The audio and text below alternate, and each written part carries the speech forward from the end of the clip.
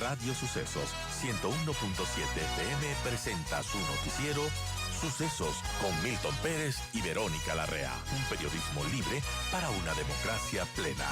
Los hechos y las opiniones de los sucesos que marcan nuestro tiempo.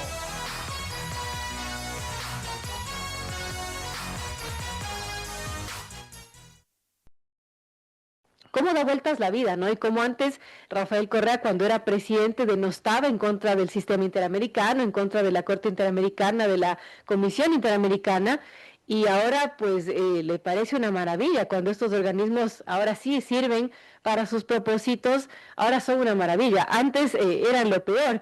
¿Cómo vemos este caso de Jorge Glass, de esta situación que ahora pues se conoce que la Comisión Interamericana va a solicitar a la Corte Interamericana medidas provisionales a favor de Jorge Glass? Bienvenido Martín Payares, qué gusto tenerlo esta mañana y gracias por acompañarnos. ¿Qué podemos comentar sobre esto? Hola Vero, gracias por la invitación. A ver, el delito cometido por Jorge Glass y Carlos Bernal, que son los dos condenados por el caso, es un delito que no es cualquier cosa, ¿no? Estamos hablando de la desviación de fondos para fondos que estaban destinados a mitigar una tragedia. Esto es como robar a los más miserables y a los más pobres del mundo. Gente, las escenas que veíamos en la época del terremoto eran desgarradoras, Verónica.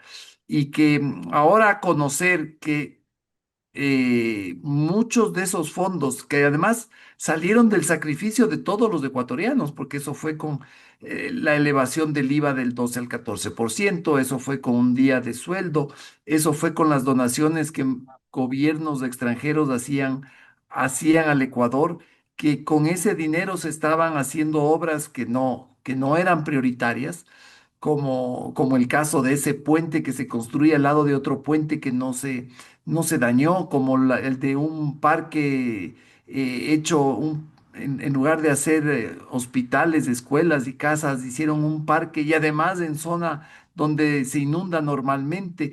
Que todas esas obras hayan sido hechas, construidas por familiares del señor Bernal, es indignante, ¿no? Entonces me parece que la intervención de estos organismos internacionales no toman en cuenta en eso. Me parece que hay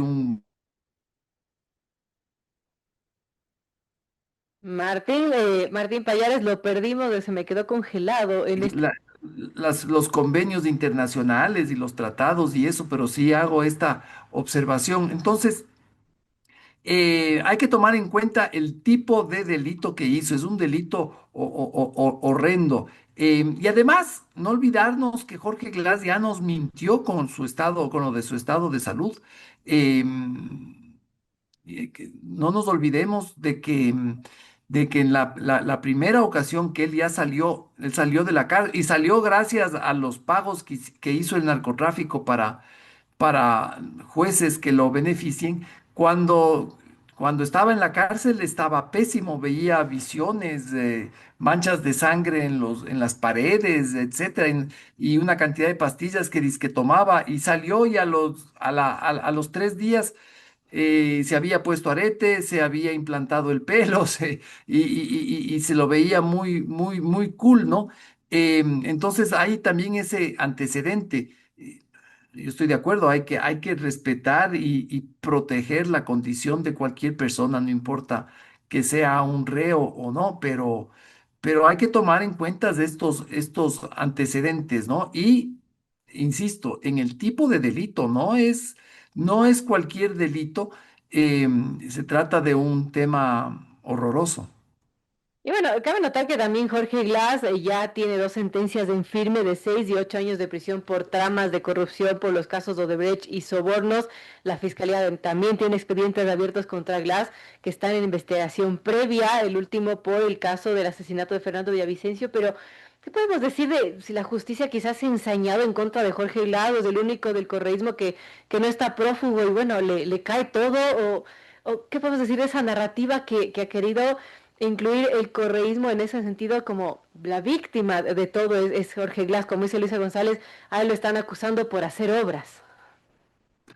Claro, pero la señora González se olvida de que precisamente la condena es por priorizar las obras que a él le convenían y a su amigo Carlos Bernal. O sea, priorizar es poner algo encima de lo otro, ¿no es cierto? Algo primero que lo otro. Y lo que pusieron primero no era realmente lo más emergente.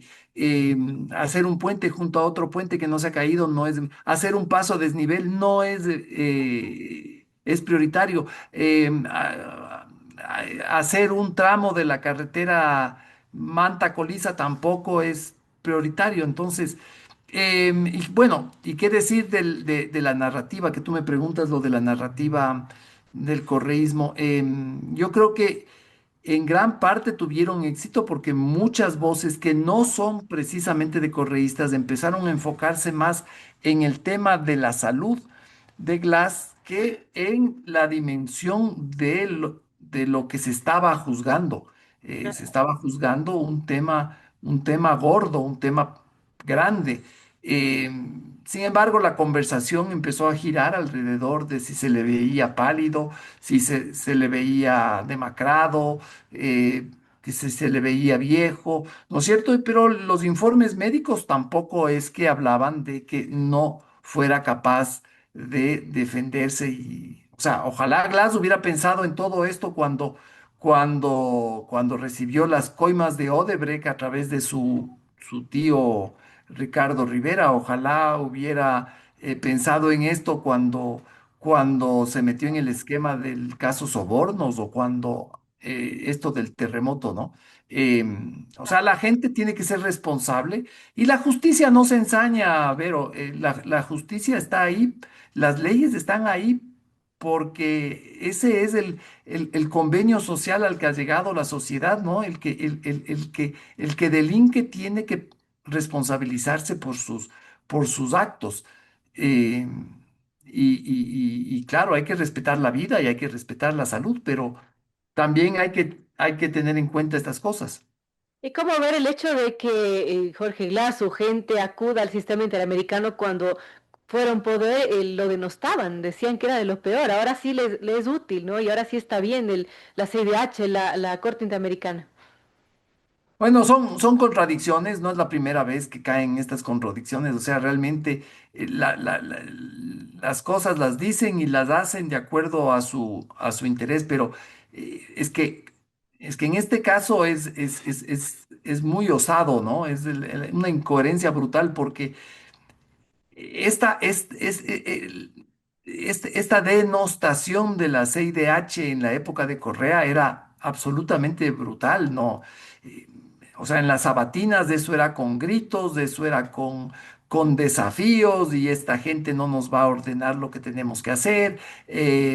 Y hablaban de que esto estaba en Washington y que el imperio y que era terrible, ¿no? No es una contradicción cualquiera tampoco. Esta es una contradicción gigantesca porque, vuelvo y repito, los términos en los que hablaban sobre la CIDH y estos organismos internacionales eran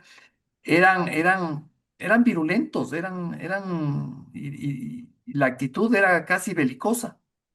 Así es. Bueno, solo la justicia hará su trabajo y veremos qué sucede con el caso de Glass y toda esta narrativa que se ha puesto. Martín, no quisiera dejar de topar el tema de la captura de alias Fito, porque claro, el gobierno anunció esta recaptura de José Adolfo Macías alias Fito como una operación limpia, una operación exitosa del bloque de seguridad que demandó varias horas. Hubo incluso fotos que salieron después de los ministros de Defensa y del Interior con el cabecilla de los choneros capturado. Y bueno, después de esta recaptura, ha habido otras versiones que han salido de la versión del operativo y cómo se llegó a capturar a alias Fito, se han ido agregando otros datos, por ejemplo, el hecho de que sí hubo una videollamada, por ejemplo, que estuvo el ministro del Interior con alias Fito, lo que también salió en el Canal 1 de Colombia, que fue desmentido, pero bueno, algo hay de esta recaptura. ¿Cómo vemos todo esto que ha ido pasando y estas versiones que se han añadido tras la captura de este cabecilla? Sí, a eso habría que añadir, Vero, lo que salió en Noticias Uno en Colombia ayer. sobre los supuestos chats entre la embajadora y alguien del entorno de Fito. No, a mí me parece, y para resumirlo de alguna forma, a mí me parece que en el tema de Fito y en el tema de Petro en Manta, ni los gobiernos, ni el gobierno del Ecuador, ni el gobierno de Colombia nos está diciendo toda la verdad.